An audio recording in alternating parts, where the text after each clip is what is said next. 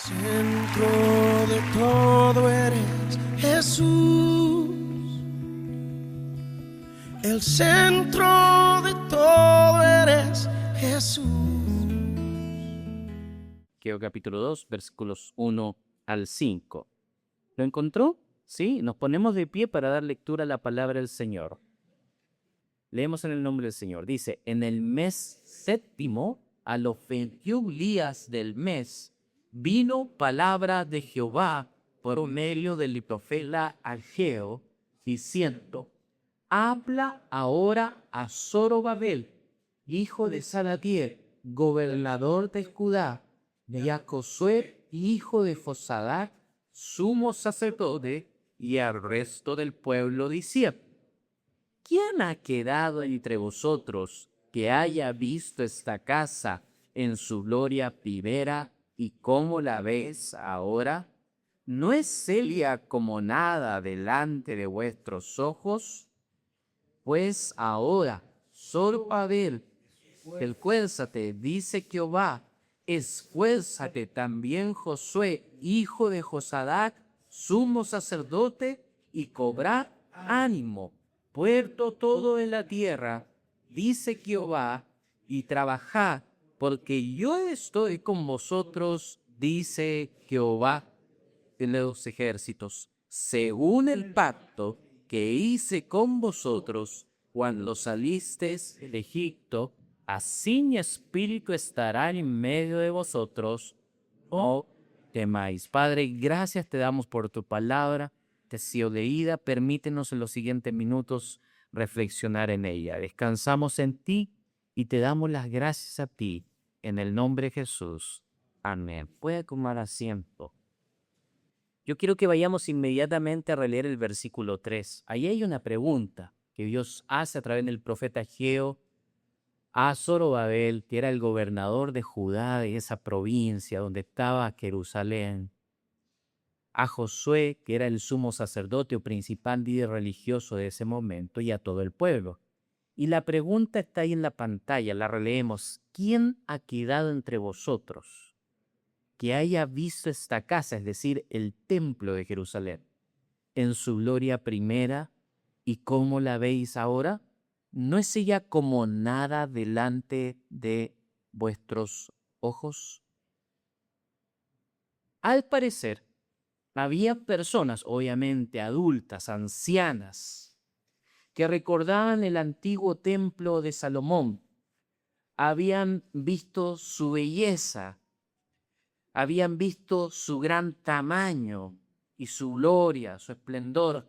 Y obviamente ahora lo comparaban con el templo que ellos estaban reconstruyendo. Observaban el nuevo templo en construcción y sentían decepción. Obviamente comparado con el anterior, el nuevo templo que estaba construyendo el pueblo en este momento, en el tiempo de Ageo, parecía pequeño e insignificante. Pero si usted leyó con detención, para Dios el problema no era cómo estaba quedando el nuevo templo, no era un problema arquitectónico, era un problema del corazón. Y el problema es que al parecer la nostalgia les estaba robando la capacidad de reconocer lo que Dios estaba haciendo en el presente. Los más viejitos recordaban cómo era el templo pasado, el templo colosal y glorioso que había construido Salomón. Recuerden que David, por tener sus manos manchadas con sangre, no se le permitió construirle morada a la presencia de Dios. Ese privilegio lo tuvo su hijo Salomón. Él cargó con el deseo frustrado de su padre. Así es que Salomón construyó un templo precioso, hermoso, grande. Ese fue el templo profanado. Ese fue el templo destruido por los babilónicos cuando invadieron Jerusalén. Y después de todos los años de exilio regresan a Jerusalén nuevamente, esta nueva generación, y entre ellos había algunos ancianos que habían visto el templo de Jerusalén, el templo anterior, y claro, las comparaciones eran evidentes. Las comparaciones, como dice alguien, son odiosas y tediosas. No ayudan, no aportan. Y ahí apareció la nostalgia, sobre todo en los más ancianos, en los que habían visto la gloria primera del templo que había construido Salomón. Recordaban el templo anterior y obviamente la nostalgia les invadía. Y lo que yo creo es que al fin y al cabo esa nostalgia les estaba robando la capacidad de reconocer lo que Dios estaba haciendo en el presente.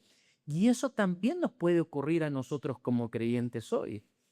Hay personas creyentes que viven mirando continuamente hacia atrás y por mirar continuamente el pasado, se les olvida poder disfrutar el presente.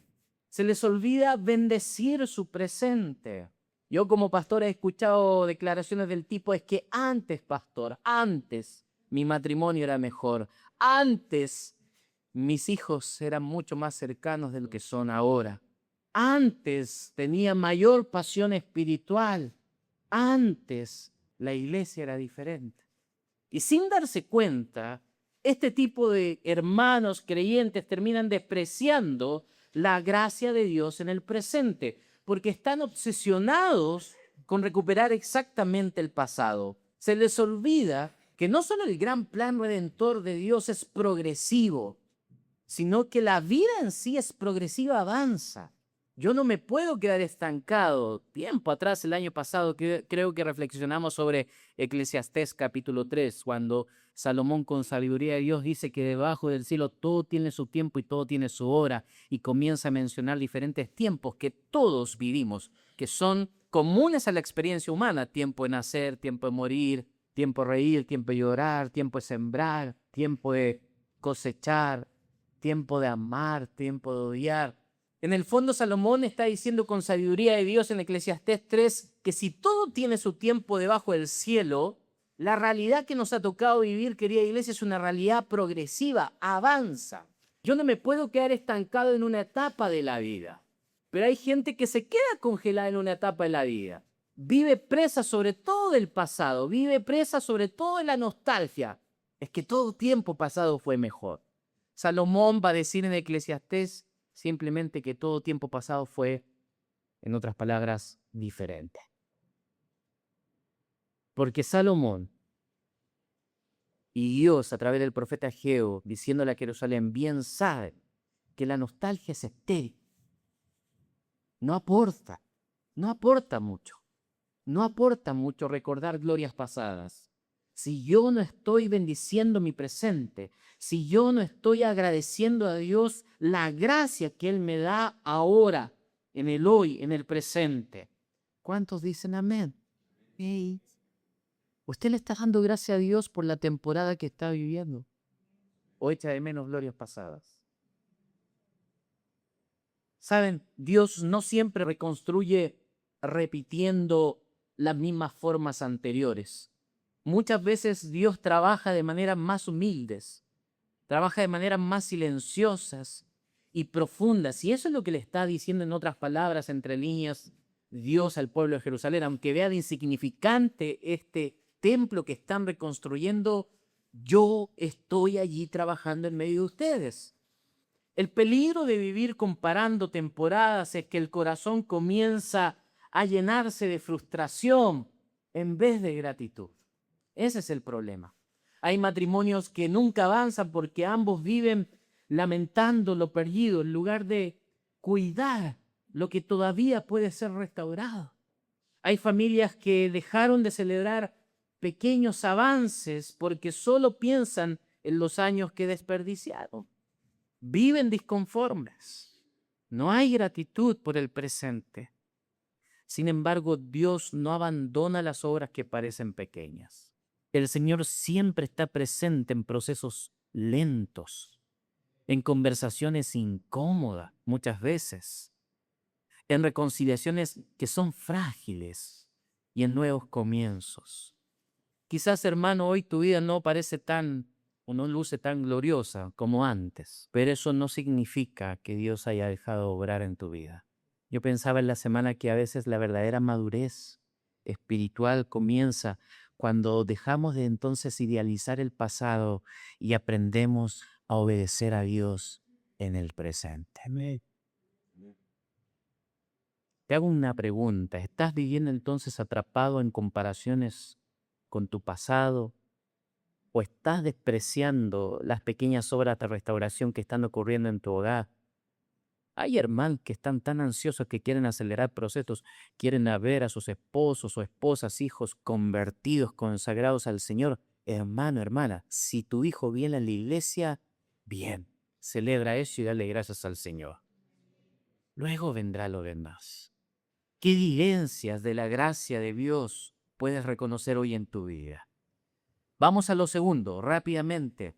Fíjese lo que le dice, y lo releemos, Dios a través de Ageo al pueblo. Versículo 4, pues ahora Zorobabel, y aquí viene esta palabra que se va a repetir, ¿qué cosa? Esfuérzate, dice Jehová. Se vuelve a repetir, esfuérzate también, Josué, hijo de Josadac, sumo sacerdote, y cobra ánimo, que en el original, en el hebreo, es lo mismo, esfuérzate. 3 veces se repite la misma palabra. Y cobrad ánimo, pueblos, todo de la tierra, dice Jehová, trabajad. Y les vuelve a recordar la presencia prometida de Dios, de Él. Porque yo estoy con vosotros, dice Jehová de los ejércitos. Ya se lo había dicho antes de que obedecieran, en el capítulo 1, versículo 13. Yo estoy con vosotros, dice Jehová, y ahora lo vuelve a repetir el Señor. Porque yo estoy con vosotros, dice Jehová de los ejércitos. ¿Qué es lo que había pasado? El pueblo estaba desanimado. Es curioso porque ellos habían obedecido, habían comenzado la reconstrucción. Pero aquí, al parecer, al pasar los días, comienza a sentirse el cansancio emocional. Estaban emocionalmente cansados. El templo no se veía impresionante y la obra, al parecer, parecía insuficiente. Entonces Dios habla con una orden sencilla pero profunda. Esfuérzate y trabaja. Esfuérzate y trabaja. Dios no les dice, fíjense, no les dice esperen a sentirse motivados, esperen a que en algún momento vuelvan a recuperar el entusiasmo y vuelvan a trabajar en la reconstrucción o esperen tiempos mejores. No, Él les dice, miren, trabajen, esfuércense. Los llama a continuar la tarea de reconstrucción del templo. Ahora, ¿esto qué tiene que ver con nosotros? Vivimos en una época donde muchas personas funcionan solamente según lo que sienten. Lo que sienten. Si hay ánimo, avanzan. Si no hay emociones positivas, si no me siento bien conmigo mismo, si no me siento feliz, lo que sea que esté haciendo, lo abandono. Pero la madurez espiritual, querida iglesia, también implica obedecer en medio del cansancio. Lo vuelvo a repetir, la madurez espiritual siempre va a implicar obedecer aún cuando yo esté cansado, agotado emocionalmente. Eso es ser maduro espiritualmente. Cuando no necesito a alguien que me afirme para poder avanzar, cuando no necesito la palabra de una tercera persona para que me impulse a avanzar, cuando solo me basta la presencia de Dios y Dios diciéndome a través del Espíritu Santo, esfuérzate, trabaja, cobra ánimo, yo estoy contigo. Debería bastarnos solo esas palabras escuchadas en la intimidad para avanzar. Pero hay matrimonios que necesitan volver a trabajar espiritualmente, pensando en la idea y en la orden de trabajar. Hay matrimonios que necesitan volver a trabajar en la comunicación, trabajar en la paciencia, trabajar el perdón. El perdón no es algo que se da o se recibe en un momento determinado. El perdón muchas veces es un proceso. Cuando hablamos de relaciones de pareja, cuando hablamos del matrimonio, matrimonios o parejas que han pasado por crisis, el perdón no es algo que ocurre solo en un momento determinado. Yo debo decidir perdonar cada día. Trabajar el perdón. Trabajar el perdón.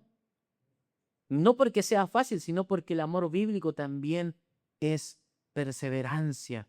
Hay padres que necesitan volver a involucrarse en la vida espiritual de sus hijos, aunque sientan frustración o fracaso. Hay creyentes que dejaron de servir porque emocionalmente se agotado. Es común escuchar esto, pastor. Voy a entrar en una temporada de receso en mi servicio en la iglesia porque estoy agotado emocionalmente hablando. Necesito un tiempo para mí. Necesito reencontrarme conmigo mismo, cuando lo que necesitamos es reencontrarnos con el Señor, con su presencia. Si las fuerzas para servir en el ministerio no vienen de mí, no vienen de mi capacidad, es la gracia y el poder de Dios sobre mi vida lo que me sostiene, lo que me ayuda a servir aún en tiempos de debilidad. Aunque Dios comprende nuestra debilidad, porque Dios aquí no está siendo insensible al cansancio, el agotamiento emocional del pueblo de Jerusalén, aunque Dios comprende nuestra debilidad, Él no nos llama a quedarnos paralizados. Fíjense que la restauración en todo tipo, pensemos en la restauración en las relaciones, en nuestras relaciones. La restauración rara vez ocurre de manera instantánea. Normalmente siempre se construye mediante pequeñas obediencias diarias. Una oración más, una conversación más con mi esposo, mi esposa, con mis hijos. Un acto de servicio, de humildad más, un pequeño esfuerzo más. De esos pequeños esfuerzos y trabajos, Dios se vale para reconstruir cosas grandes. Así es que ojo con esto, muchas veces Dios hace sus obras más profundas en temporadas donde emocionalmente nos sentimos más débiles. Pero hay que tener cuidado con esto, con este comportamiento, actitud abortiva, de que si me siento mal conmigo mismo, de que si no tengo el ánimo suficiente, entonces me retiro. Eso es lo peor que podemos hacer. Hay mucha gente, insisto, que deja de venir a la iglesia a escuchar palabra de Dios, a adorar congregacionalmente y a orar junto a sus hermanos porque simplemente no se sienten bien con ellos. Si esperamos a que nos sintamos bien, pueden pasar semanas y meses. Y ahí el enemigo trabaja en nuestra frialdad espiritual. Por eso, muchas veces Dios hace tus obras más profundas en temporadas donde emocionalmente nos sentimos más débiles. Por eso, si usted no siente ganas de congregarse, bueno, que su mente le diga a su corazón, vamos, hay que ir a la iglesia. No te quedes en casa, hace frío, pero vamos a la iglesia. Ahora, preguntas para reflexionar. Siempre me gusta hacer preguntas. Piensa rápidamente en estas preguntas. ¿Qué áreas de mi vida entonces, qué áreas de mi vida espiritual he abandonado por cansancio? ¿Qué trabajo? Porque aquí hay una orden de Dios a través del profeta que vuelvan a trabajar, a que se esfuercen en la reconstrucción del templo. ¿Qué trabajo? Piensa esto, ¿qué trabajo relacional necesito retomar en mi hogar? Tendré que profundizar mi relación con mi esposa, con mi esposo, con mis hijos. Estoy distante emocionalmente hablando, estoy separado de sus corazones, sé lo que están pensando, sé lo que están sintiendo ellos, sé cuáles son sus necesidades más allá de lo material. Y esta pregunta es clave. ¿Estoy esperando sentirme bien antes de obedecer? Vamos a lo tercero y último. Leamos el versículo, la segunda parte del versículo 4. ¿Ya? Dice que vais a trabajar porque yo estoy con vosotros. Dice Jehová de los ejércitos. Le vuelve a repetir la promesa de su presencia, la garantía de su presencia. Y fíjese, aquí está la razón de fondo, versículo 5. Según él, esa palabrita es clave. Según él, pacto. Según el pacto. Debimos cantar esa canción ahí. Dios de pacto. La podemos cantar. Para terminar, según el pacto que hice con vosotros cuando salisteis de Egipto, así mi espíritu estará en medio de vosotros, no temáis. ¿El éxodo de Egipto del pueblo de Israel había ocurrido recientemente o hace muchos años y siglos atrás? Hace muchos años y siglos atrás. Y es interesante que 500 años antes de Cristo, el Señor les vuelva a recordar el trato que hizo con su pueblo en ese momento.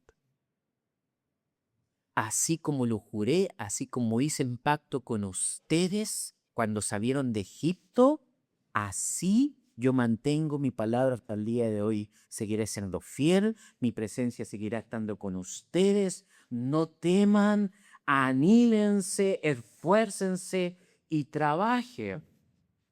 El pueblo estaba preocupado porque el nuevo templo no tenía la gloria externa del anterior, pero Dios le recuerda algo más importante que el tamaño del nuevo templo o que el oro. Recuerden que el templo que había construido Salomón tenía oro macizo en muchas sus terminaciones, era un templo precioso.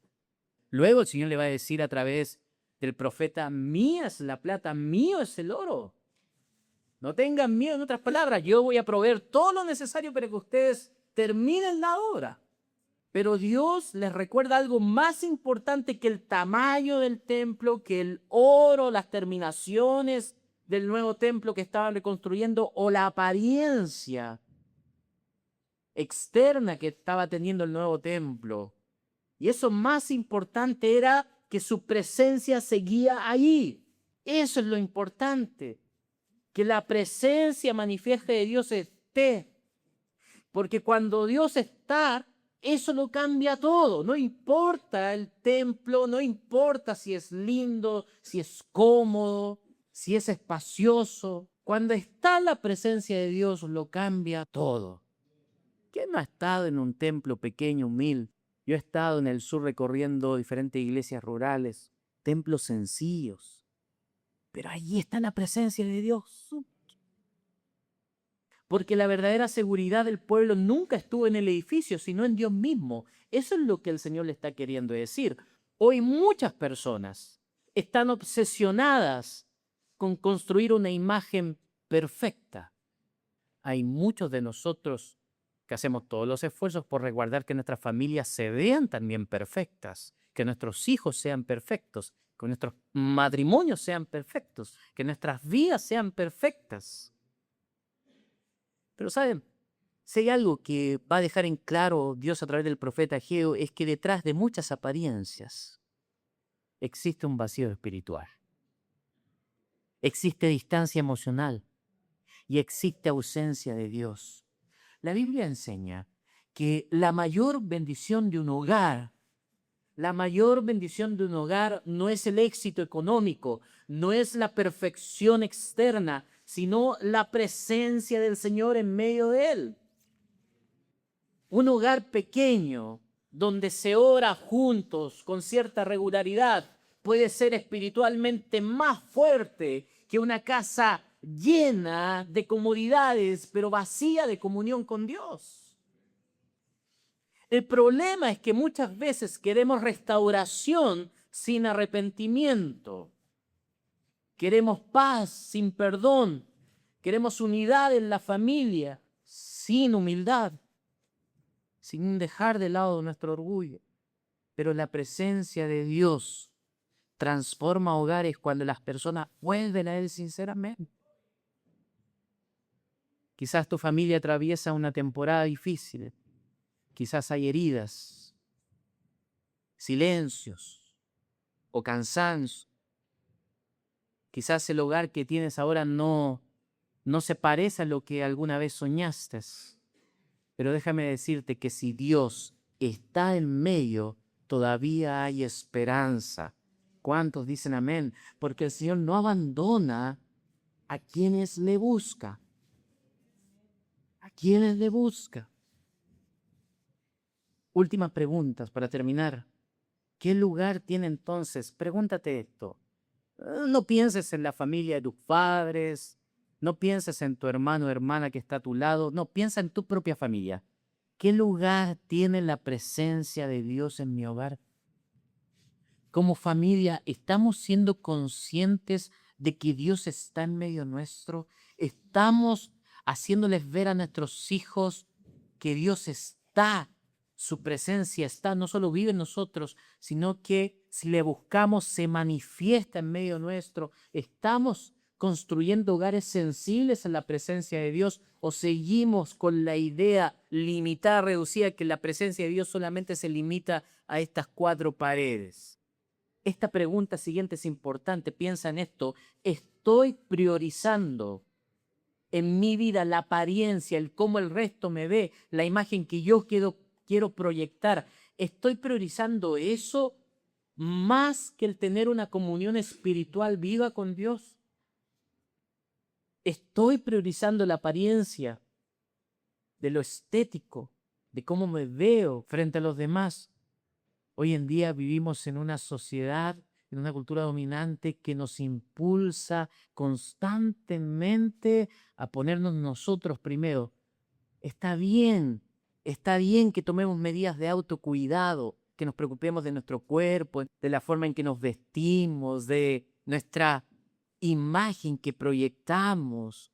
Está bien que nos mimemos un poquitito, que nos amemos, pero le estoy dando mayor valor y culto al cuerpo, a la apariencia física, que a la presencia de Dios en mi vida. Con esto no estoy haciendo un llamado a descuidar entonces mi salud física o emocional, que no se malinterprete, pero a veces hay una obsesión con él. Yo debo priorizar más la comunión, porque si mi comunión con Dios está bien, todo el resto, mi mente, mi cuerpo, también estarán bien. ¿Qué cambios prácticos necesitamos hacer como familia para volver a buscar al Señor? Póngase de pie, vamos a orar.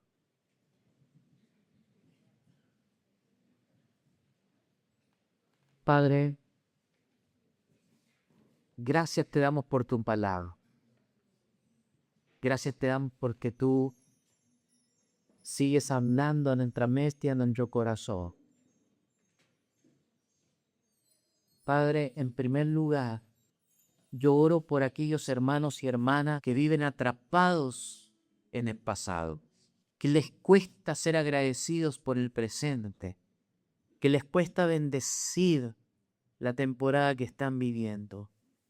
Padre, en el nombre de Jesús, quita toda nostalgia que sea estéril para avanzar en tus planes y propósitos. Que si recordamos tiempos pasados, tiempos mejores, sea simplemente como motivo de gratitud, pero a la vez entendiendo que tú puedes hacer cosas mayores ahora en el presente, tal como Dios le va a decir a su pueblo, porque mayor será la gloria última postrera que la primera.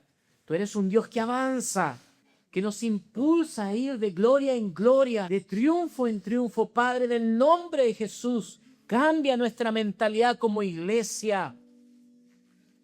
Llévanos a ver el presente y el futuro tomados de tu mano, a entender qué cosas mejores tú tienes para nosotros. Querida iglesia, mejores tiempos vienen para tu vida, mejores tiempos vienen para tu matrimonio, mejores tiempos vienen para tu familia, mejores tiempos vienen para esta casa, mejores tiempos.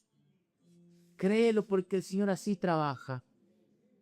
Y a pesar de que veas que tus esfuerzos son tan pequeños, recuerda que Dios trabaja allí en lo pequeño.